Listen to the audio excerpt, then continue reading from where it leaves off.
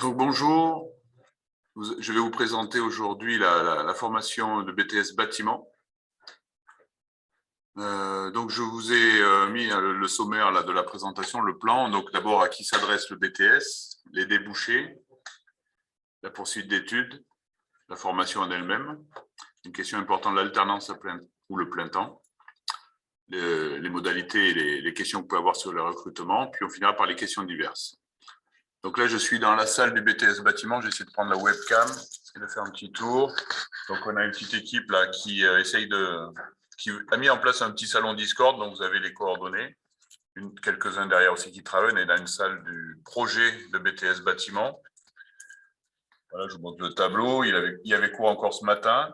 Le mercredi après-midi, il y a des cours aussi qui sont assurés. Mais là, on a réservé la salle. On s'est approprié pour pouvoir vous présenter la formation. Cette journée des portes ouvertes a été supprimée. Là, on est sur la date des journées de l'enseignement supérieur qui ont été aussi annulées du fait du Covid. Donc, c'est bien dommage. Donc, on met en place une information à distance qui est très importante pour nous pour que vous ayez la meilleure information sur la formation. En effet, il faut éviter le maximum d'échecs. Échecs d'orientation. Ce n'est pas souvent des échecs scolaires, c'est plutôt des échecs d'orientation. Donc, on va essayer de vous donner l'information maximale sur le BTS bâtiment pour que vous le fassiez un choix pertinent pour vous dans votre volonté d'étudier ou pas dans ce domaine-là. Donc, c'est quelque chose de particulier. Il y a des choses que l'on ne sait pas. Donc, c'est l'intérêt des portes ouvertes, justement. Donc, on va essayer de vous présenter au mieux la formation. Donc, si vous avez des questions, vous pouvez les poser directement auprès des élèves sur le salon Discord qu'ils ont mis en place. Donc, vous avez l'adresse en bas de l'écran, là, discord.gg/, puis je vous laisse lire et décrypter pour pouvoir aller rejoindre le salon, le terme approprié pour ces échanges. Voilà. Donc, il y a grosso modo 3 questions à se poser, à mon avis, quand on est en terminale, quand on cherche à s'orienter par rapport au BTS bâtiment. C'est est-ce que c'est le bon BTS? Ce n'est pas le seul. Comme l'a dit mon collègue auparavant, il y a le BTS MEC, Management et Économie de la Construction, qui est une autre option. Il y a aussi le BTS Travaux Publics, dont la présentation suivra la mienne, en fin d'après-midi. Puis aussi le BTS Topographie, géomètre topographe, c'est un métier aussi intéressant. Donc, ce sont des métiers assez proches. Donc, le BTS Topographie, ce sera le samedi 29. Et il y a aussi les BTS de froid et de climatisation, que l'on a au lycée également. Eux, leur présentation, je crois que c'est le 1er février, à confirmer sur le site et en regardant les différentes présentations qui sont prévues. A priori, ces présentations sont enregistrées pour être revisionnées par la suite. Donc, je disais, quel BTS? Donc, choisissez le bon, faites une hiérarchie, voir ce que vous préférez ou pas, ce qui vous intéresse, ce qui ne vous plaît pas. Après, à la rentrée, ça sera un peu tard pour basculer. Vous ne pourrez pas le faire, même en interne du lycée. Deuxième question, dans quel lycée vous voulez faire ce BTS, dans quel établissement? Donc, il y a plusieurs types de lycées. Donc, vous allez avoir, je vais vous présenter le nôtre, le lycée de la Martinière-Montplaisir, qui se trouve donc dans le 8e arrondissement de Lyon. Et il faut éventuellement voir si d'autres établissements ne proposent pas les mêmes formations et savoir celle que vous préférez. La praticité des transports est importante, du logement, et ceci, cela, donc est quelque chose qu'il faut prendre en compte. Et donc, bien peser le pour et le contre, voir ce qui est le plus pratique pour vous pour étudier. Si vous êtes trop loin, vous perdrez du temps et vous pourrez être fatigué et moins bien vivre la scolarité. La troisième question, j'étais sur les 2 premières, quel BTS, quel établissement? Et la troisième, c'est est-ce que je le fais en alternance ou en statut apprenti, en apprentissage, en alternance, c'est-à-dire sous le statut salarié apprenti, ou en formation, on va dire, à plein temps, sous le statut étudiant. Donc, ces 2 questions, c'est la troisième question à laquelle il faudra répondre par rapport à ce que vous avez envie, certains privilégiant l'une ou l'autre indifféremment. Enfin, ou sinon, il n'y a pas de hiérarchie, c'est ça que je voulais dire, il n'y a pas de hiérarchie dans les 2 formations, il faut choisir celle qui convient le mieux. Voilà. Donc, en fond de plan, ici, vous avez à l'écran le site du lycée. Je ne vais pas chercher à faire un diaporama particulier. On l'avait travaillé à l'époque pour que l'information soit maximale sur le site du lycée, pour que vous ayez le maximum d'informations. Je vais dérouler les différents éléments et vous aurez, on pourra évoquer peut-être des choses qui ne sont pas clairement écrites, on pourra lire entre les lignes, comme on dirait, pour voir de quoi il retourne au lycée. Donc, à qui s'adresse le BTS bâtiment? Donc là, vous voyez, en fait, c'est marqué à qui s'adresse la STS. C'est deux acronymes un peu similaires. STS, c'est section et technicien supérieur. Section de technicien supérieur qui prépare à l'obtention du diplôme brevet de technicien supérieur. Donc, en STS pour obtenir le BTS. Mais c'est, grosso modo, on peut faire l'amalgame des deux termes. Donc, qui recrute-t-on? Eh bien, on a beaucoup de bacs STI 2D, plutôt architecture, des bacs professionnels, du technicien donc, qui sont déjà orientés sur le bâtiment. Donc, il y a le bac pro études et économie de la construction, le bac pro organisation et réalisation du gros œuvre, Orgo, on dit, l'acronyme, des fois, la contraction acronyme est utilisée. Et il y a aussi un BTS assistant en architecture. Donc, ce sont grosso modo les trois principaux bacs pro que l'on peut, qui vont se retrouver parmi les étudiants et les apprentis en BTS chez nous. Je reviens sur le bac STI 2D. Donc, la spécialité, là, généralement, c'est l'architecture et construction. Pourquoi? Parce que généralement, les jeunes qui voulaient déjà s'orienter là-dessus ont déjà choisi un petit peu cette spécialité-là. Mais on recrute toutes les spécialités, les autres étant e-tech, énergie environnement et SIN, système d'information numérique, système informatique et numérique. Alors, c'est pas parce que la majorité en fait une spécialité assez que nous ne regardons pas les autres. Effectivement, dans des établissements, il n'y a pas le choix. Donc, vous prenez les spécialités offertes par l'établissement. Pour autant, vous pouvez postuler chez nous et vous serez examiné avec la même bienveillance que toute autre spécialité, à égalité du coup, sur toutes les spécialités STI 2D. Alors, je parle des spécialités. Pour ceux qui sont en seconde, ils n'ont pas à choisir avec la réforme, je crois, de spécialité pour la première. Elles sont imposées pour aller en STI 2D. Vous allez en STI 2D avec les spécialités qui sont prévues. Et par la suite, vous choisissez pour la terminale, la spécialité de terminale qui se limite donc à cette année-là. Donc, ce sera l'année d'après, vous choisirez cette spécialité. Si vous n'avez pas dans votre établissement architecture et construction, ce n'est pas grave. Continuez dans l'établissement qui vous est cher, qui est le plus proche. Et puis après, vous pourrez postuler chez nous. Voilà. Alors, les proportions, bac STI 2D, on a un peu moins de 50% de bac STI 2D. On a des codes belges. Donc, un peu moins de 50% des bacs, hop, je bafouille, pardon. Un peu moins de 50% des élèves recrutés viennent de STI 2D. Un peu moins de 50% viennent du bac professionnel dans les trois spécialités que j'ai citées. Et donc, il reste un petit 10%, donc ça fait 1, 2, 3 places pour les autres bacs. Autres bacs, sous-entendu, avec une spécialité scientifique. Donc, il faut avoir des maths ou de la physique ou sciences de l'ingénieur pour venir chez nous. Voilà. Mais il y a très, très peu de places, donc 1 ou 2. Donc, ces trois spécialités. Donc, qui vient en BTS bâtiment? Donc, vous avez ici, je viens d'évoquer les trois principales origines de bac. Après, donc, la question se pose assez rapidement des débouchés professionnels. Les débouchés professionnels, grosso modo, pour faire simple, on a 4 quarts. On a un quart des élèves qui vont se retrouver sur chantier, qui vont être dans l'exécution, la production sur chantier. Donc, ils seront d'abord, tout départ, ils vont essayer tous les postes, ils vont être ouvriers sur tous les postes, puis devenir chef d'équipe, et puis après, chef de chantier. Donc, j'ai une plaquette à cet effet-là. Donc, je pense que vous devez la voir. Je vérifie sur les écrans de étudiants. Oui, voilà. Donc, le chef de chantier, c'est le chef d'orchestre d'un chantier. Et on ne peut pas s'improviser chef de chantier en sortant de l'école. Même un ingénieur n'y arriverait pas. Il faut avoir appréhendé tous les problèmes que l'on peut avoir sur les chantiers pour pouvoir les résoudre en amont.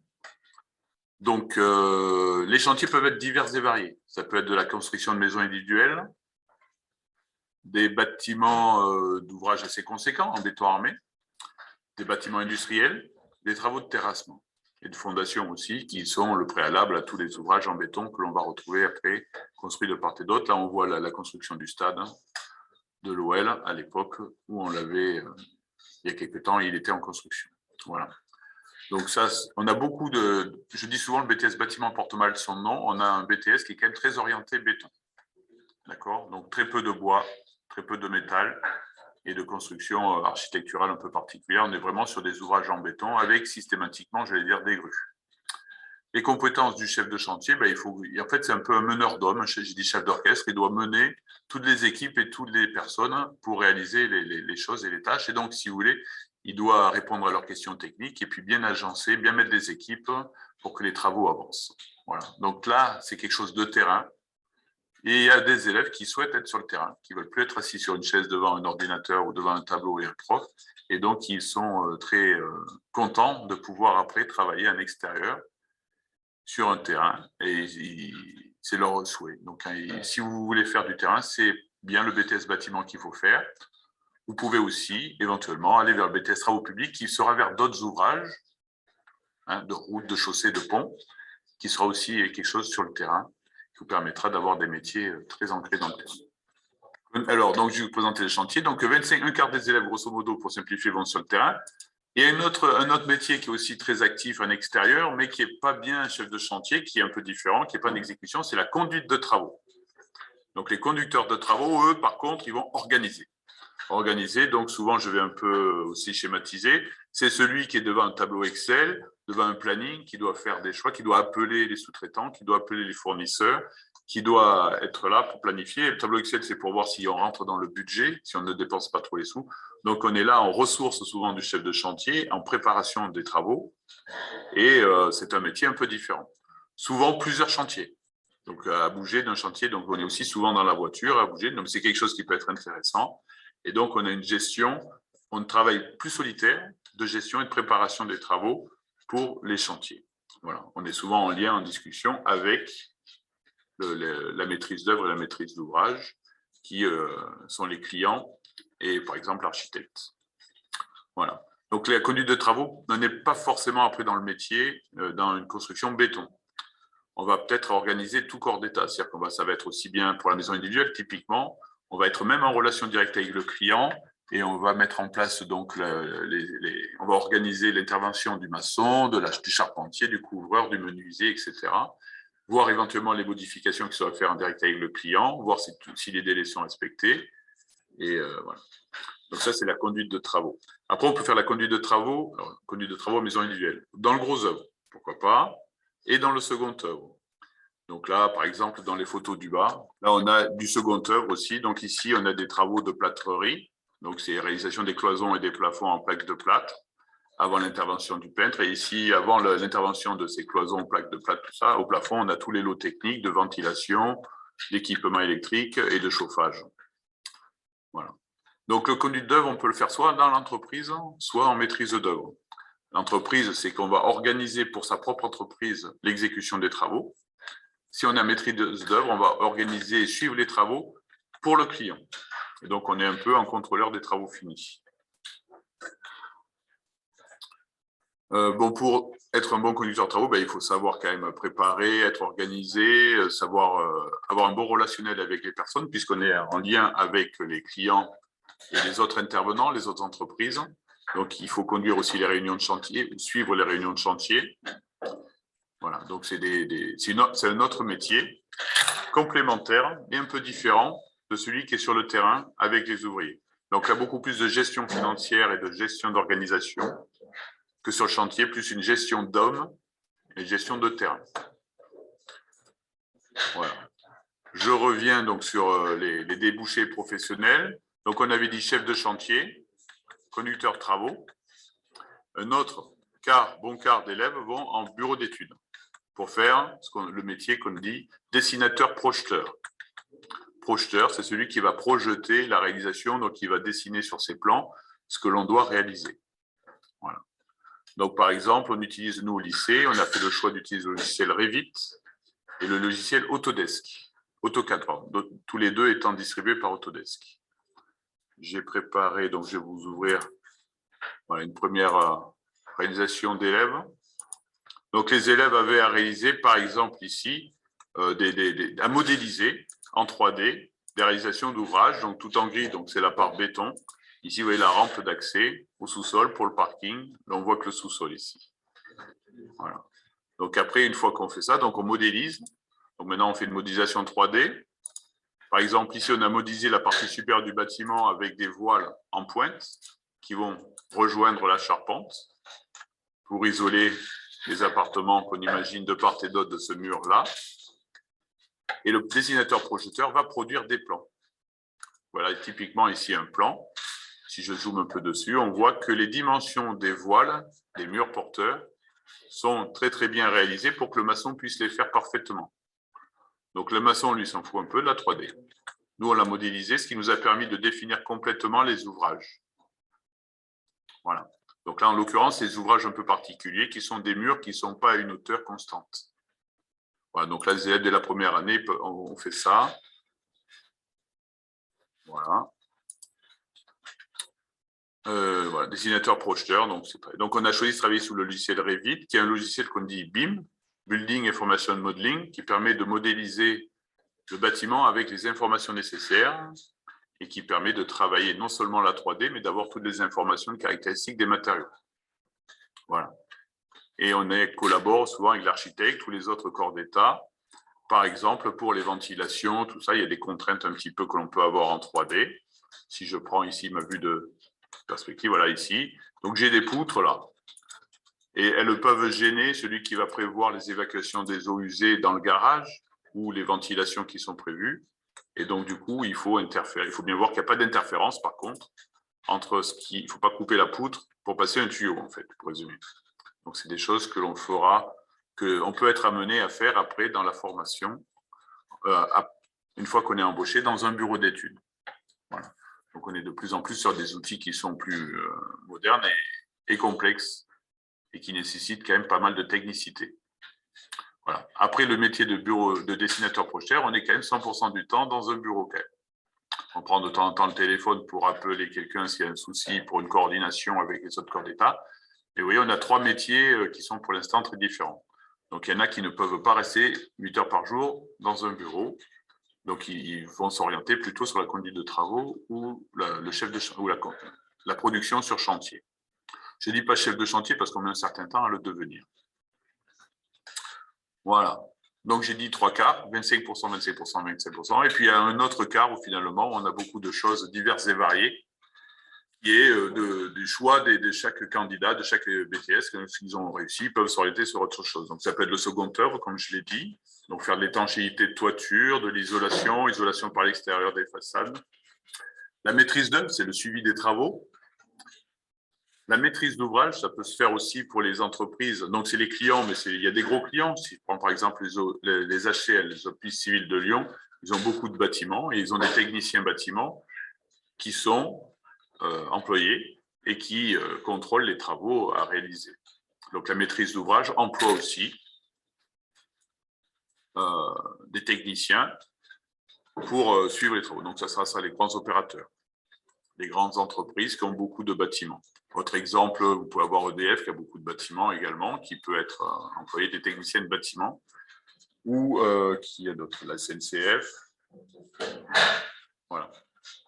Autre métier qui n'a un peu rien à voir, donc jusqu'à maintenant c'est des métiers techniques, on peut aller sur d'autres métiers qui sont moins techniques, c'est par exemple la promotion immobilière. Si vous avez écouté les infos, vous avez vu qu'il y avait beaucoup d'offres d'emploi.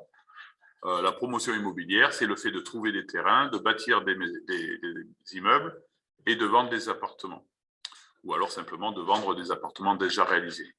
Donc là, c'est du commerce, c'est un métier totalement commercial. Il n'y aura que le vocabulaire et le domaine qui sera un peu commun, mais certains élèves préfèrent s'orienter là-dessus. Moi, je leur déconseille un petit peu, parce que c'est beaucoup moins rémunérateur et c'est pas le même métier. C'est un travail très, très prenant et il faut aimer cette particularité, qui n'est pas du tout ce à quoi on les a préparés. Nous, on est plutôt des techniciens. Mais pourquoi pas? Ça peut être le cas d'une réorientation après le BTS. Le commerce aussi, il y a d'autres types de commerce, c'est le technico-commercial qui va être vendeur de matériaux. Ou si je prends par exemple, pour faire simple un petit peu, celui qui va louer les grues. Donc pour louer les grues, eh ben, on peut embaucher un BTS bâtiment qui sera parlé au chef de chantier, qui aura une expérience un petit peu de terrain et qui va faire simplement de la proposition de matériel en location, voire en fixe. Voilà. Le diagnostic aussi, donc il y a des problèmes d'incendie, d'eau, il y a des gros désordres dans les bâtiments. Et donc là, à ce moment-là, on va faire un diagnostic. Il va falloir qu'un expert passe. Et donc, le BTS bâtiment peut être, les techniciens supérieure de bâtiment peut être l'expert qui va choisir ou pas de maintenir la structure, de la réparer ou de dire qu'elle est condamnée à être condamnée, qu'il va falloir la changer.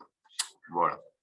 Donc, quelques exemples de chantier. Donc, toujours un peu du béton, vous voyez. Donc, dominante béton. Ici, c'est un chantier de parking quasiment fini. Ici, c'était l'agrandissement au milieu de la Croix-Rousse. Et puis ici, on a une période de coulage de béton entre deux voiles. Voilà, donc on est en train d'avancer, on fait les voiles qui sont ici. Voilà. La poursuite d'études. Donc c'est ce que venait Zachary me poser une question. On a ici plusieurs possibilités. La principale jusqu'alors était la licence professionnelle. Donc avec des métiers tels que chargé d'affaires en bâtiment, réhabilitation des bâtiments, économie de la construction. Réhabilitation et économie se faisait avec Lyon 1 sur le site de la Doua. Les conducteurs de travaux aussi en maison individuelle. Donc, il y a une licence professionnelle pour devenir conducteur de travaux en maison individuelle. Je l'avais montré tout à l'heure dans les possibilités des métiers de conduite de travaux. Conduite de travaux en bâtiment, plus largement, génie clim et qualité environnementale. Une autre spécialité, là, c'est aussi une réorientation. Par exemple, si je voulais m'orienter sur la climatisation et les qualités environnementales, je peux faire une licence pro. Alors, ces licences pro sont plus ou moins sujettes à modification avec la création des buts en 3 ans, transformation des DUT en buts. Mais a priori, je pense qu'il sera possible que les BTS, en fin de deuxième année, puissent rejoindre le parcours but. Ils n'auront pas le BUT, c'est le bachelor universitaire de technologie. Ils n'auront pas ce diplôme-là, mais ils auront une licence pro qui sera l'équivalent. Ils seront dans les mêmes salles, je pense, ou dans les mêmes cursus que certains élèves de DUT qui vont finir leur 3e année de but. Donc pour l'instant, je pense que ce schéma-là pourrait être poursuivi. Les meilleurs élèves, 2 ou 3 de chaque promo, pourront poursuivre en école d'ingénieur. Donc jusqu'à maintenant, on envoie régulièrement des élèves à l'ENIS de Saint-Étienne, l'École nationale d'ingénieurs de Saint-Étienne, en alternance principalement. C'est-à-dire qu'ils ont, même s'ils ont fait le BTS en temps plein, en étudiant, ils peuvent postuler en école d'ingénieur. La plupart de nos élèves de BTS poursuivent en école d'ingénieur en apprentissage, en alternance. D'accord ? L'alternance, c'est le fait d'alterner entreprise-école. On a un statut d'apprenti. Il y en a beaucoup plus qui vont, par exemple, au CESI de Montpellier. Donc, l'école d'ingénieurs de CESI de Montpellier qui prend facilement 2-3 élèves chaque année de notre lycée. Un élève est allé à l'INSA de Toulouse. Aucun élève de BTS n'ira à l'INSA de Lyon. Il ne sera pas pris. Et l'INSA de Toulouse, cela concernait l'apprentissage uniquement. HEI, c'est une école d'ingénieurs des hautes études industrielles qui est sur Lyon. Et il y en a aussi un élève qui a rejoint l'ENSAM, l'École nationale supérieure des arts et métiers. Lui, après un parcours après une prépa, directement en 3e année, après avoir suivi une préparation ATS. Donc voilà, donc les bons élèves poursuivent en école d'ingénieur. Il suffit de se maintenir à niveau en maths, physique et en anglais pour que cela soit possible. Donc d'être parmi la tête de classe dans ces 3 domaines-là. Essentiellement maths, physique, anglais et français. Voilà.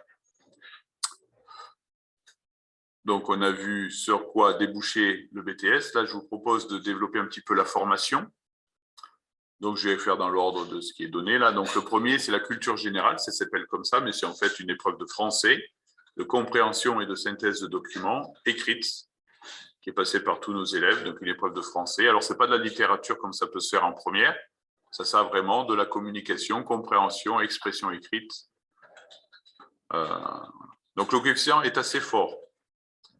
Et donc, c'est quelque chose de très important et qui va se retrouver après dans toutes les matières. L'expression écrite, la qualité de présentation est quelque chose de très important pour nos élèves. Donc, celui qui s'exprime bien a plus de potentiel pour réussir également les autres épreuves techniques. L'anglais, nécessaire. Donc, il y a une seule LV1, c'est l'anglais. Il n'y a pas de LV2 a priori en BTS bâtiment. On a des mathématiques classiques, comme vous l'avez pu le faire.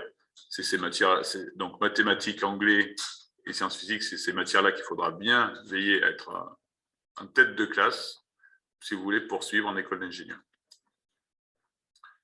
Donc après, on a quoi? On a aussi la résistance des matériaux, béton armé, calcul de structure de bois et d'acier, donc suivant les eurocodes. Donc là, c'est une épreuve de calcul que l'on aura à la fin des 2 années. Donc, ça demande aussi une bonne maîtrise scientifique de calcul. Voilà. Autre matière, la préparation de chantier. Je le détaillerai par la suite. Des projets, on aura des illustrations par la suite. Des travaux pratiques, de laboratoire et de topographie. C'est une particularité par rapport au BTS MEC un peu différent, c'est qu'on a encore des travaux pratiques concrets, topographie et laboratoire. Voilà. Sinon, les métiers seront un peu, les matières seront similaires. Par contre, les projets sont un peu plus, nous, orientés sur la préparation de chantier et le béton. D'accord? Donc là, j'ai marqué, remarque, la formation est très orientée gros œuvres. Il y a beaucoup d'utilisation informatique. Donc, on sera très souvent devant un ordinateur à modéliser. Et comme j'ai marqué, certaines matières sont aussi calculatoires. Donc, les choses qui peuvent rebuter certaines personnes, c'est qu'on fera beaucoup de béton. Donc, il faut venir pour ça. Il y aura beaucoup d'informatique, modélisation, tableau sur Excel, rédaction, et quand même pas mal de calculs. Voilà, c'est ce qui peut ne pas plaire, les 3 aspects qui peuvent ne pas plaire. Vous êtes prévenus, à vous de choisir. Après, au niveau des résultats, on a grosso modo toujours 90% de réussite. Il y a 1 ou 2 élèves qui ne l'ont pas. Avec des promos, on verra 24 élèves en initial, en étudiant, et 15 apprentis. Les statistiques, bon, on a toujours 1 ou 2 qui échouent, essentiellement par baisse de motivation et réorientation. L'année dernière, on a fait exactement 90% aussi, parce qu'on a 2 élèves qui ont démissionné vers la Toussaint. Bon, du coup, ils sont rentrés dans nos stats. Ce n'est pas forcément une question de niveau. Donc, si vous êtes intéressé par ce qu'on fait, il n'y a pas de raison que vous n'y arrivez pas. Voilà. Donc, quelques visites de chantier qu'on a eu fait quelques fois. Donc là, c'est le stade, notamment encore. On a pris cet ouvrage-là assez souvent. En 2018, c'était dans le monde d'avant. On avait pu organiser un forum entreprise-étudiants, donc un échange très fort entre les étudiants, les 2 promos, première année, deuxième année, avec des professionnels. Donc, on avait un ensemble de DRH, de recruteurs, de chefs d'entreprise ou de directeurs techniques qui sont venus présenter ce qu'ils faisaient et présenter ce qu'ils vous attendaient des élèves, ce qu'ils voulaient. Donc, en général, ils cherchent soit des apprentis pour faire une licence pro ou une école d'ingénieur, soit un stagiaire pour après essayer de les embaucher par la suite. Il y a beaucoup de demandes. Il faut savoir que le BTS, il a plus de 40 années d'existence. Et donc, les premiers étudiants BTS bâtiment qui sont sortis de la Martinière-Montplaisir sont bientôt à la retraite. Et donc, on a vraiment des gens qui ont pu, à travers leur carrière, qui occupent encore des postes très importants avec leur progression. Donc, du coup, ça nous donne un réseau très, très fort. Le lycée La Martinière-Montplaisir, c'est le principal avantage d'être dans ce lycée, c'est qu'on a un réseau et on est très bien connu du monde du BTP. Qui plus est, il n'y a pas que le BTS bâtiment, il y a le BTS économie de la construction et le BTS travaux publics et la topographie et le froid et clim. Donc, on a une réputation dans le secteur du BTP très largement, sur Lyon, qui est assez importante. Et donc, ça ouvre des portes lorsqu'on cherche un stage ou lorsqu'on cherche un emploi à la sortie des études. Voilà. Donc après, il faut quand même faire l'affaire, mais ça permet d'avoir un premier cap. Il n'y a pas besoin de piston. Là, la Martinière-Montplaisir permet de franchir la première porte. Voilà. Activité de bureau d'études. Bon, on retrouve ce que je vous ai présenté. Donc ici, sur l'image que vous pouvez voir à l'écran, on a une maquette colorée qui est celle de l'archi. Ce n'est pas nous qui l'avons fait. Nous, on prend le travail de l'archi et on va désosser un petit peu ce qu'il a fait pour après définir la résistance des matériaux et la réalisation des ouvrages. D'accord? Voilà. Donc ça, c'est la seconde salle de projet où tous les ordinateurs sont face à l'écran, que l'on peut voir ici. Donc on a ici 12 élèves dans la classe, voilà, bureau d'études, activité de bureau d'études. Donc c'est assez sympa, il faut aimer l'ordinateur, modéliser, voilà. Mais on ne fait pas d'architecture, d'ailleurs, vous êtes prévenus. Deuxième chose, par exemple, l'étude de prix. On a une activité assez forte d'étude de prix, c'est pour quantifier. Donc ici, un autre bâtiment qu'on a modélisé, que vous voyez en gris, et à droite, un tableau qui va me permettre de recenser tous les ouvrages, les planchers et les murs, donc on est toujours sur le gros œuvre, principalement, tous les planchers et les murs de l'ouvrage que j'ai dessiné. À moi de voir que je n'ai pas fait 2 fois des murs, qu'il n'y a pas de collision, des choses comme ça. Et après, a priori, les quantitatifs vont être bons, à vérifier quand même. Une fois que j'ai toutes ces quantités, je vais faire dans un tableau Excel, je transpose toutes mes quantités pour pouvoir faire un chiffrage du prix de l'opération. D'accord? S'il y a 100 € du mètre carré, je multiplie par le nombre de mètres carrés, ça me donnera le prix de vente ou le déboursé sec à avoir à appliquer pour cette opération-là. D'accord? Voilà. Donc, étude de prix, donc on va quantifier. Hein, donc, ce n'est pas des calculs sorciers, hein, c'est que des volumes. Et donc, mais ils sont très nombreux et il faut pouvoir les gérer en globalité, soit informatiquement, soit après dans la feuille de calcul Excel. Donc après la partie bureau d'études, il y a un autre métier qui est le bureau des méthodes. Donc on a des projets qui s'apparentent à ce qu'on fait en bureau des méthodes. Donc c'est préparer un chantier, savoir comment on va travailler. Sur l'image de droite ici, vous avez des zones colorées. Donc là, ce qui est autour des traits noirs, ce sont les outils qui permettent de faire les murs. Donc on a une impression, là, une feuille papier, un plan, pour le jour, je ne sais pas, pour mardi par exemple. Et le mardi, on sait qu'on doit faire ces murs-là. Et là, les autres zones qui sont hachurées un peu plus grandes, ce sont les dalles, où je dois faire les planchers sur ces choses-là. Donc là, je vois qu'il n'y a pas d'interférence. Ceux qui font les murs pourront travailler à côté de ceux qui font les dalles. Voilà. Bon, le dessinant, ça se voit assez naturellement. Et puis, donc, l'objectif étant de lisser un petit peu le travail. Il faut quand même que le chantier tourne, mais il ne faut pas que le lundi, tous les ouvriers courent et puis que le mardi, il n'y a rien à faire. Donc, pour eux, dans leur intérêt et puis pour une rentabilité maximale, il faut que ça soit bien organisé et assez lissé pour qu'on ait une activité. Hein. Tous ceux qui font des murs ont des murs à faire tous les jours et tous ceux qui ont des dalles ont des dalles à faire. Ce n'est pas évident parce que si je fais que des murs, je ne pourrai jamais poser des dalles dessus. Donc, c'est quelque chose qu'il faut bien anticiper. Voilà. Donc, une problématique particulière donc, de préparation de chantier. Voilà. Là, par exemple, encore une autre préparation de chantier. C'est un peu scolaire, là, mais on leur a fait dessiner le coffrage pour réaliser les dalles. Donc là, on a une vue de dessus. Ça, c'est une coupe verticale. On a la vue 3D qui est là. Et on a un tableau. Le tableau me permet de recenser ce que j'ai à faire. Donc, en fait, je peux commander mon matériel. Une fois que je l'ai dessiné, je peux avoir rapidement ma commande pour pouvoir réaliser cette zone-là. J'ai quantifié, donc j'ai mon besoin. Le besoin de matériel est très bien quantifié. Voilà. Et donc, après, on donne ce plan-là sur chantier. Alors, celui-ci, il n'est pas forcément fait sur tous les chantiers, hein, c'est un plan un peu basique, mais on le donne pour que ça soit réalisé conformément à ce qu'on avait prévu. Après la gestion dans l'espace, il faut faire aussi une gestion dans le temps, et donc on va réaliser un planning.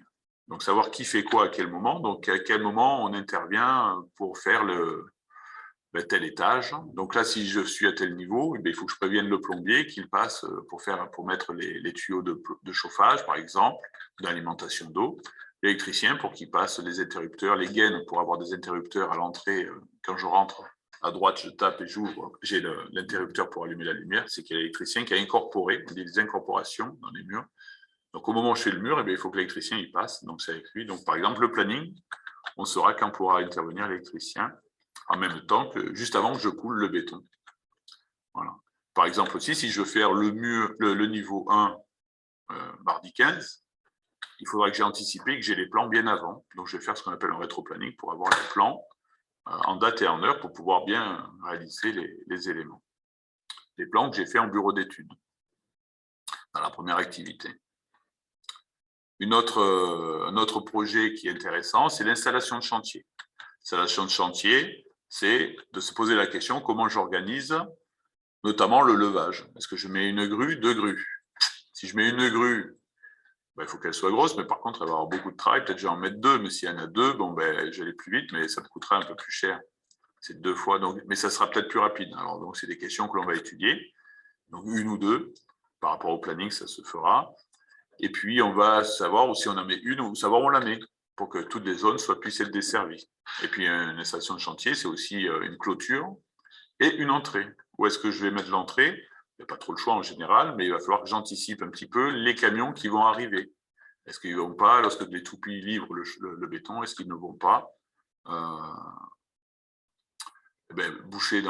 stationner dans la rue et poser un problème avec le voisinage. Donc là, c'est à moi d'anticiper comment les camions puissent arriver, tourner facilement, faire demi-tour, etc.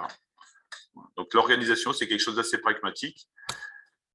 Mais il faut y penser. C'est-à-dire qu'en fait, il faut se poser les bonnes questions. Imaginez bien en 3D comme ça se passe, en fait.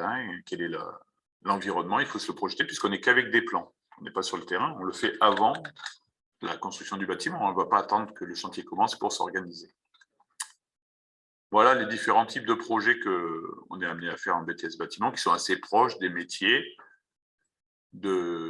qui sont en poursuite d'études, à savoir ici conducteur de travaux pour préparer le chantier ou bureau d'études. Donc, comme je l'ai dit, la topographie, on a encore des TP. Donc, parmi les travaux pratiques, il y en a un qui est intéressant, c'est la topographie. La topographie, soit on relève ce qui existe. On peut par exemple se poser la question de la hauteur des bâtiments voisins sans y accéder. On le fait avec des appareils. Ou alors l'implantation. C'est-à-dire que là, on va imaginer que le lendemain, on doit couler un mur et il faut le matérialiser. Bien sûr, on ne va pas faire des murs droits, on va faire des murs courbes, circulaires, pour que les élèves se posent des questions de géométrie et puis c'est lié au matériel qu'on va utiliser. Donc, on va utiliser principalement des niveaux pour avoir le nivellement des terrains et des théodolites ou des stations totales pour pouvoir implanter et faire le relevé avec des choses existantes. Voilà, donc c'est des choses, on est à l'extérieur, là il faut bien se couvrir, il ne faut pas oublier ses gants comme certains, sinon en ce moment il fait un peu frais. Et c'est quelque chose d'assez intéressant, assez proche. Donc qui fait ça? Le chef de chantier, il fait beaucoup de manipulation, de topographie, donc de nivellement ou d'implantation. Le chef de chantier est amené à utiliser ces matériels-là. Voilà. Autres travaux pratiques qui se font, c'est le laboratoire. Donc le laboratoire, c'est du béton. Donc on va par exemple casser ici des éprouvettes de béton. Donc les élèves confectionnent des éprouvettes de béton. Donc c'est du sable, du gravier, du ciment et de l'eau, avec des proportions qu'ils auront calculées, des qualités des granulats et des sables qu'ils auront vérifiés, pour avoir après la résistance, notamment en compression. Donc des éprouvettes, donc on va casser, les élèves vont casser leurs éprouvettes. L'éprouvette, c'est l'échantillon de béton coulé donc, sous forme de cylindre ici. Voilà. Travaux pratiques, donc on en a de deux types, soit la topographie, soit le laboratoire. C'est vrai aussi en BTS-TP, comme le dira mon collègue, donc c'est quelque chose qui est intéressant pour ceux qui veulent un peu de concret. Ça représente 4 heures par semaine, topo plus labo. Par contre, ils n'en feront pas en MEC, en économie de la construction. Voilà. Bon, ça représente que 4 heures, on ne sait pas ce qui va faire le choix de la filière non plus. Voilà. Après, autres travaux pratiques intéressants aussi, les poutres en bois. Donc, celles-là, on ne les casse pas. On va mesurer leur flexion. Des poutres en béton qui pourront être cassées. Donc c'est des poutres que l'on va amener à la rupture pour voir comment se brise le béton armé. C'est un matériau assez mystérieux quand on ne le connaît pas, puisque de l'extérieur, on ne voit pas comment est faite la structure du béton armé, qui est masquée par le béton. Et donc, on a des modes de rupture et de ruine très variés suivant la façon dont on a mis les armatures à l'intérieur. Voilà. Donc voilà pour le contenu de la formation. Les horaires, peut-être les horaires, donc on a 30 heures de cours aussi, je n'ai pas précisé les horaires, on a peut-être 30 heures, peut-être même moins, non 28, je ne sais pas bien calculer le nombre d'heures, on doit être 28-30 heures. On a cours du lundi matin jusqu'au vendredi milieu d'après-midi, on va dire. Le mercredi après-midi, on a cours par contre. D'accord? Je reviens sur la photo qui fait sur l'organigramme, le camembert qui montre tous les cours. Là, on a quand même une bonne occupation de la semaine. Il est assez difficile d'avoir un travail à côté, si ce n'est le soir ou en week-end. Mais ça va compromettre un peu votre fatigue et votre possibilité de réviser en dehors. Mais là, du lundi au vendredi, vous serez pris. Le mercredi après-midi, il y a cours. Voilà. Il n'y a pas le sport qui apparaît sur ce truc-là, parce que sur cette décomposition, parce qu'il n'est pas au programme. Par contre, les élèves peuvent profiter des installations sportives. D'accord? Il y a moyen, non, les internes, vous savez, si vous pouvez aller faire la salle de muscu, vous pouvez y aller. 20 € l'année. 20 € l'année, à cotisation à l'AS. Et il y a la salle de musculation, il y a un terrain en herbe, un terrain synthétique pour se taper la balle, sans cotisation si on veut taper la balle pour jouer au foot. Ou il y a de quoi jouer au badminton. Qu'est-ce qu'il y a comme activité? Ouais. Salle de sport, badminton, volley, l'escalade, vous en faites un? Il y en a un mur d'escalade, alors je ne sais pas comment on peut y aller. Ouais. Terrain de foot, voilà. Pardon? Ah oui, on peut courir, il y a de quoi courir. Voilà, donc sur les horaires, je parle là pour les étudiants. Mais ceci dit, les apprentis, ça sera pareil, ça sera 35 heures de cours par semaine pendant les formations à l'école. D'accord, on est sur un horaire 35 heures, donc assez important. Donc ça me permet d'enchaîner sur la suite. Je crois que c'était justement ça. En alternance ou à plein temps. Donc en fait, ici, vous avez deux formations similaires. Le but, la finalité est la même.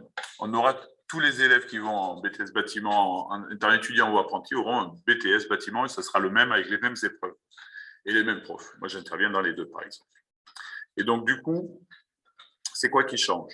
Donc, j'ai fait un petit tableau comparatif ici. Donc, le statut, quand on est à plein temps, c'est étudiant, c'est-à-dire qu'on a une carte d'étudiant qu'on peut... voilà, on a le statut d'étudiant. Après, quand on est apprenti, on a un contrat. C'est un contrat de travail en CDD. Donc, on n'est pas du tout étudiant et on a un statut différent. Donc après, quand on est étudiant, on est éducation nationale, publique, comme le lycée, comme on a l'habitude de l'entendre. Par contre, ici, quand on est en alternance, on est en formation et on est soutenu par un UFA. Et donc, on va être au lycée en cours. Par contre, c'est le GRETA, un groupement d'établissements qui va organiser ça. Pour l'étudiant, ça ne change pas grand-chose en soi. Pour les admissions, ça sera Parcoursup, dans les deux cas. Je reviendrai dessus. Le temps de formation, donc devant prof, on va dire, ou devant, enfin, en étant à l'école, c'est 2040 heures en statut étudiant et on a 1330 heures en statut apprenti. Donc, on a les 2/3 à peu près. Donc, en fait, ça veut dire qu'il faut aller plus vite. Il faut aller plus vite au niveau de la formation. On va moins s'attarder sur certaines choses. On va aller à l'essentiel. Alors, il se trouve que globalement, le fait d'aller en entreprise et de travailler en parallèle en entreprise va dégrossir énormément.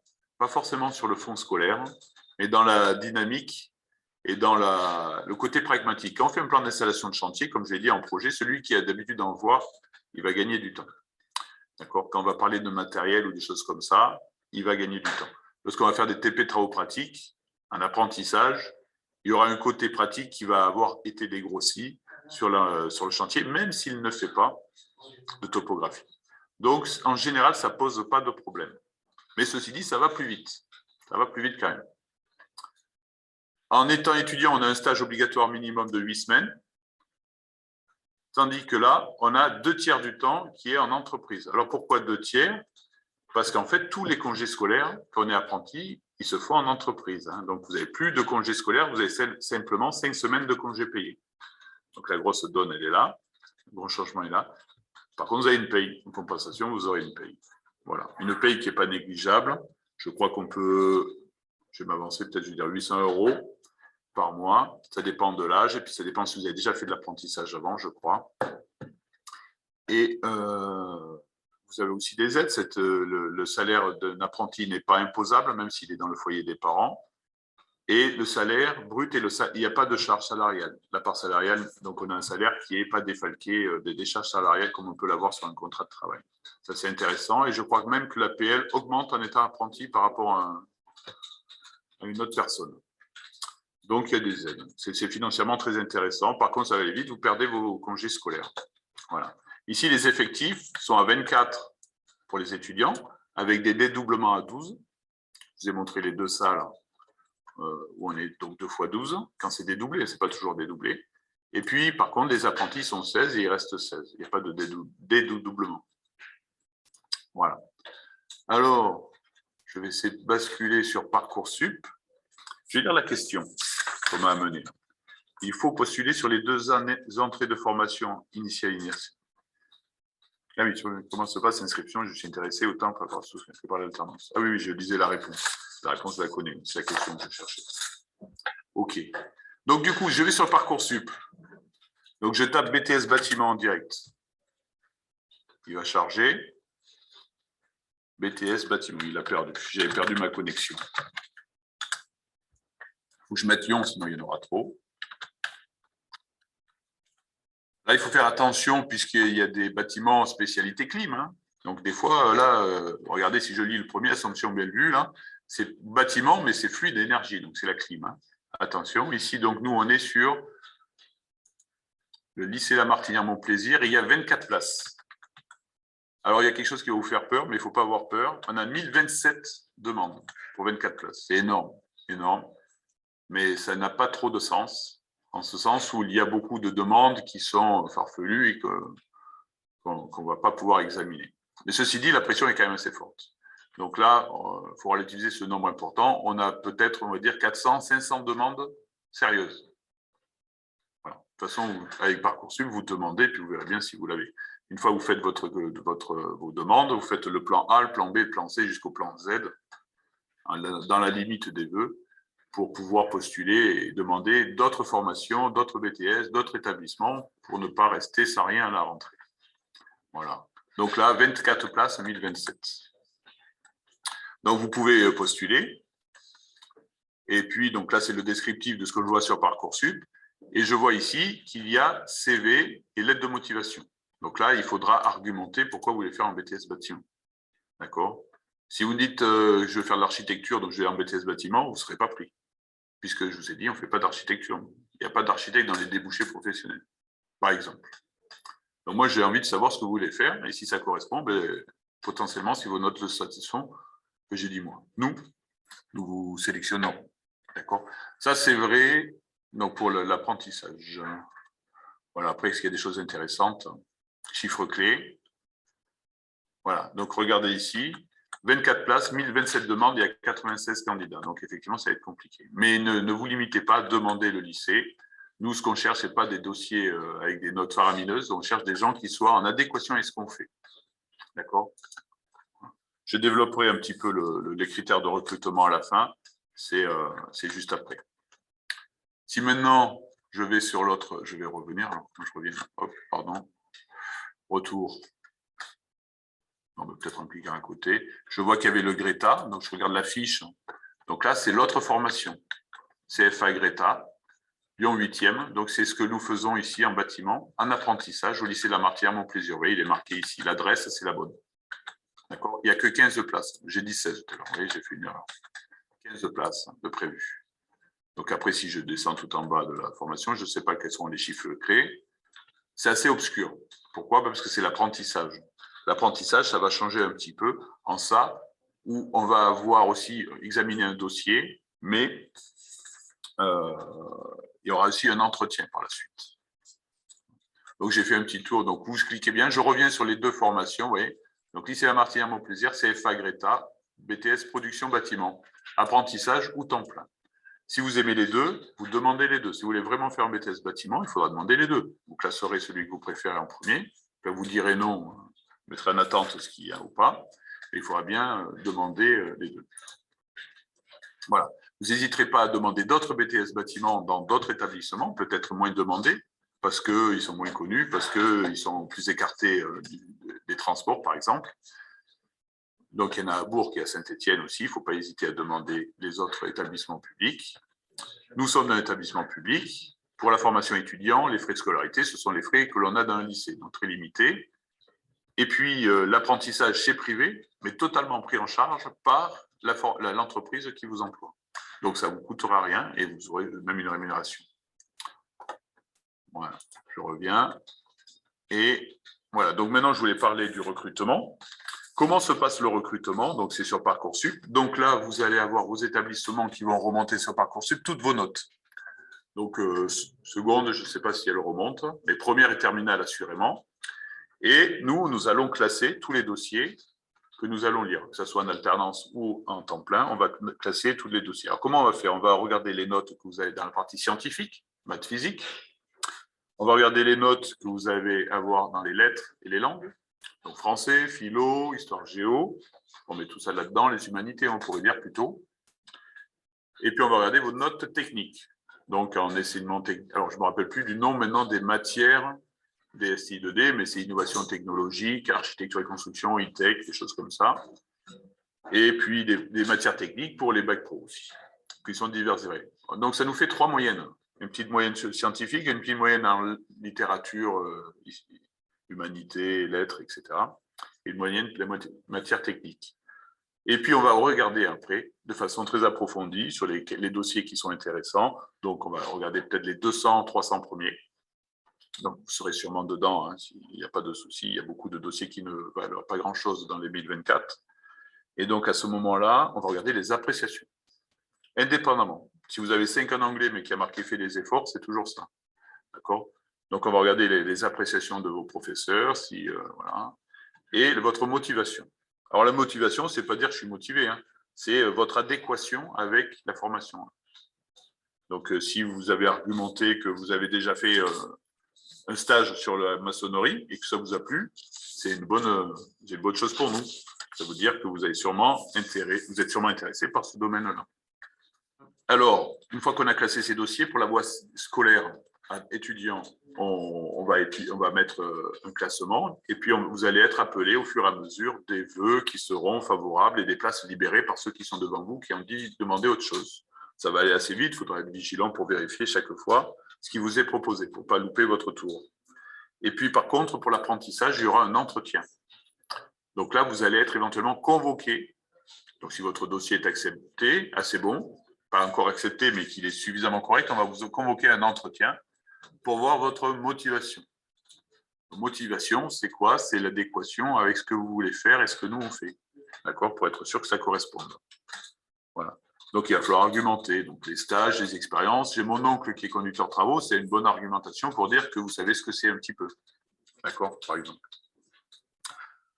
Pour le lycée, une bonne argumentation, ça peut être aussi que votre grand-mère, elle habite à côté. Ça peut être pratique. Donc, c'est pas... Vous voyez, c'est qu'est-ce qui fait que vous allez venir ici et que vous allez y rester, en fait. Voilà. Qu'est-ce que je disais d'autre? Voilà. Donc, un entretien. Pour les apprentis, se pose toujours la question de l'entreprise.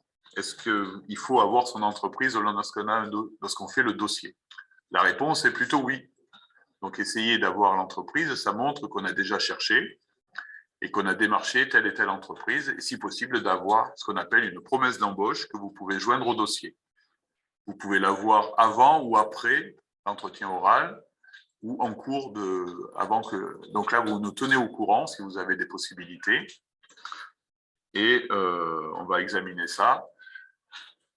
Si vous avez cherché telle autre entreprise, vous n'avez pas encore eu de réponse, donc je suis en attente de réponse de telle et telle entreprise. Nous, on les connaît. Donc, quelles sont les entreprises sur lesquelles on peut avoir des étudiants, des apprentis BTS bâtiment avec qui on peut travailler? Ben, ce sont toutes les entreprises qui ont des grues sur Lyon. Donc, on y va, Vinci, Eiffage, Bouygues, Fontanelle, Mazo, toutes les entreprises qui sont dans le Bottin. Quasiment toutes les entreprises. Les trop petites entreprises de maçonnerie, j'allais dire d'entreprises artisanales, vous n'allez pas pouvoir vous exprimer. Ils n'ont pas tout intérêt à avoir un BTS bâtiment. Ils préfèrent ils vont plutôt recruter des bacs pro. Donc, les BTS bâtiment, ça sera plutôt des entreprises où il y aura quand même une structure un peu, pour le gros œuvre, d'au moins 30, 40, 50 personnes minimum. Voilà. Donc, vous pouvez les solliciter. En ce moment, le secteur est porteur, c'est-à-dire que je pense que beaucoup de gens auront des offres d'apprentissage. Et donc, ça va monter le dossier. Leurs dossiers seront favorablement examinés. Ils vont monter par rapport à ceux qui n'en ont pas. D'accord? Parce que le secteur est porteur. Je pense qu'en plus, si ce n'est pas fini, ce n'est pas prêt de s'arrêter, il va falloir construire encore beaucoup de bâtiments. Les entreprises ont renouvellement de leur encadrement. Et donc, il y aura de quoi trouver des entreprises qui sont prêtes à vous accueillir. Alors, vous pouvez essuyer des refus. Si vous demandez une entreprise et puis qui ne s'intéresse pas à vous ou quoi, c'est qu'ils n'ont pas de besoin, donc ce n'est pas la bonne entreprise vers laquelle il faut aller. Puis vous allez chercher une autre, et puis il y en a une autre qui aura peut-être besoin, qui sont toujours en recherche de gens, alors ils disent talents, les ressources, mais de personnes qui sont disponibles et qui veulent travailler sur le terrain. Donc ça, c'est quelque chose qui... Alors, ils cherchent beaucoup sur le terrain pour être à la production. Conduite de travaux, un peu moins au niveau... mais c'est des métiers que l'on fait, mais un apprenti, c'est peut-être moins rentable en conduite de travaux, donc ce sera plus en production, je pense, voire en bureau d'études. Aussi, là, ils cherchent des gens pour dessiner des plans et pour que les bâtiments soient faits selon les plans, donc ils ont beaucoup de travail. Bon, n'hésitez pas. Donc, les bureaux d'études, ce n'est pas des entreprises de gros œuvres. mais vous pouvez les solliciter. Donc, ça peut être beaucoup plus petit, un bureau d'études qui fait du plan béton. D'accord? On est vraiment sur le béton, donc ça serait pas mal. Voilà. Qu'est-ce que j'ai oublié de dire? Donc, si vous êtes intéressé par la voie étudiant, par la voie scolaire, en étant étudiant ou l'apprentissage, vous demandez les deux et puis vous choisirez, vous ferez une hiérarchie. Demandez tous les BTS bâtiments si c'est vraiment ça que vous voulez faire. La présentation des métiers, c'est la même pour tous les lycées. Donc, le BTS, là, j'ai présenté, c'est vrai pour nationalement quasiment. Donc, bâtiment. Sinon, vous allez voir aussi le BTS MEC, qui est plus dans la maîtrise d'œuvre, dans le suivi de travaux, beaucoup plus dans les dossiers, suivi de dossiers, la conduite de travaux aussi, plus de corps d'État. Eux, ils sont un peu moins spécialisés que nous. Ils font beaucoup, ils ne font pas que du béton, ils font de tout, du carrelage, du revêtement de sol, des faux plafonds, l'électricité, la plomberie, ils font tous les lots. Donc, les mauvaises langues diront qu'ils survolent un peu tout, mais il faut qu'ils connaissent un peu la totalité des choses à faire pour pouvoir suivre l'ensemble des travaux. Voilà la différence un petit peu de MEC. On a des élèves qui ont fait un BTS bâtiment qui peuvent avoir exactement le même métier que celui qui a fait un BTS MEC et vice-versa. Voilà. Par contre, ceux qui aiment le terrain, on est vraiment sur le terrain. Le BTS bâtiment est vraiment plutôt là où on se réalise, c'est vraiment des gens qui aiment sur le terrain. Alors par contre, là, ce qui est un peu dur pour eux, certains élèves, là, peut-être derrière, ne vont pas me démentir, mais les calculs on a quand même quelques travaux de calcul à faire, il faudra y passer. Mais oui, il y a des fois la possibilité de poursuivre après le BTS, non pas en licence pro ni en école d'ingénieur, sur des choses un peu plus particulières qui sont des fois des contrats des titres professionnels ou des formations qualifiantes. Et au lycée, on a une formation qualifiante en poursuite d'études en BIM, donc en modélisation de bâtiments 3D, donc qui est vraiment pour utiliser tous les outils de modélisation 3D, donc ce qui concerne par exemple les scanners de points, modéliser on va scanner toute une région, enfin toute une zone d'un bâtiment, tout un bâtiment, et après avoir ça sur l'ordinateur pour faire la modélisation. Les monuments historiques peuvent vous aider de ça et utiliser tous les outils. Après, il y a aussi le traitement d'image. Nous, on ne cherche pas à avoir un rendu super sur la 3D, mais la formation que l'on a au Greta permet de poursuivre. Donc, une fois qu'un BTS bâtiment, grosso modo, on peut s'orienter sur différents métiers et différentes formations commerciales, bureau d'études, conduite de travaux, la production sur le chantier. Et voilà, c'est pas du tout fermé. Par contre, c'est vrai que si ça vous plaît pas trop, c'est un peu plus long à vivre. Et donc, du coup, on a eu des fois quelques démissions. Les bacs pro qui n'ont pas une formation bâtiment, on en a un qui vient de force de vente, ou je ne me rappelle plus du terme exact. Donc, il est dans le commerce. Ils sont un peu déphasés, ils ont beaucoup de difficultés à se mettre dans le bain.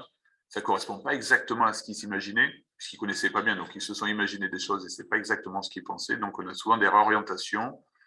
Donc, les bacs pro, plutôt orgo, bâtiment, études et économie ou assistant d'architecte, ces bacs pro-là sont les bienvenus. Sinon, ça va être un peu rude. D'accord? Donc, c'est pas évident. Ça ne va pas vous plaire. Vous risquez de vous tromper.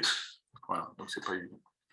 Mais bon, creusez, hein, si c'est vraiment ça que vous faites. Si c'est une erreur d'orientation qui vous a amené dans une autre voie, ben, vous pouvez revenir. Mais ça sera un peu plus dur, il faut ramer un peu plus fort. Pour les SI 2D, ils ont beaucoup de mal aussi, puisqu'il y a des fois un travail qui n'est pas fait en SI 2D, et ceux qui ne bossent pas en SI 2D, ils s'imaginent que c'est vrai ad vitam aeternam. Et donc là, il faut quand même bosser un minimum. Mais les élèves là pourront me contredire sur Discord. N'hésitez pas à poser des questions sur le niveau de travail qu'il y a à faire.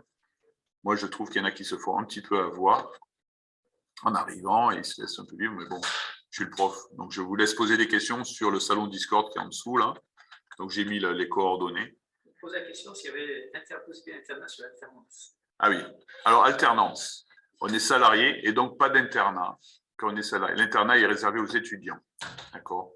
Et il y a quand même beaucoup de demandes aussi, donc ça sera étudié. Tout le monde ne peut pas avoir l'internat, mais c'est une possibilité qu'on a au lycée. On a un grand internat qui fonctionne donc du lundi au samedi et qui permet d'avoir quelque chose de plus confortable. En deuxième année, là, il y a une bonne équipe d'internes. Je trouve que ce n'est pas désagréable. Ce n'est pas un internat comme dans les années 50, comme il y a 50 ans. C'est quelque chose d'assez facile à vivre et qui donne beaucoup de liberté, qui est très économique pour les parents, puisque un internat, ils sont nourris 3 repas par jour de façon assez...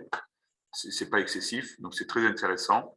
Et ça leur donne beaucoup de temps pour travailler ensemble. Déjà, ils n'ont pas le temps de transport, évidemment, puisque là, c'est à 5 minutes la chambre est à 5 minutes de la salle de cours. Et ça leur donne beaucoup de temps pour travailler ensemble. L'important étant le ensemble, qui est très intéressant. Donc ça me fait toujours plaisir quand les élèves travaillent ensemble. Et l'internat, c'est le meilleur moyen de travailler ensemble, d'avoir une aide supplémentaire pour tous les travaux. Voilà. Oui. La question, c'est pour les diplômes, pour le TOEIC, mais il n'y a pas ça. C'est un petit bénéfice Oui. pour le dossier. Ça n'est pas juste. Ah, ben, alors on me demande si le TOEIC est intéressant au niveau du dossier d'études. Ah ben, si vous avez le TOEIC et un bon niveau de TOEIC, vous pouvez le mettre dans votre lettre de motivation. Ça vaudra comme une bonne note d'anglais que j'imagine que vous ayez. Nous, il est plus facile de gérer les notes que vous avez sur votre en trimestre, en terminale ou en première. On fait une moyenne, c'est plus simple. Le TOEIC, il y en a que quelques-uns qui le passent. Mettez-le dans la lettre de motivation et le CV. Lettre de motivation CV, c'est pas mal, ça peut être complémentaire. Le CV, vous pouvez mettre toutes vos expériences.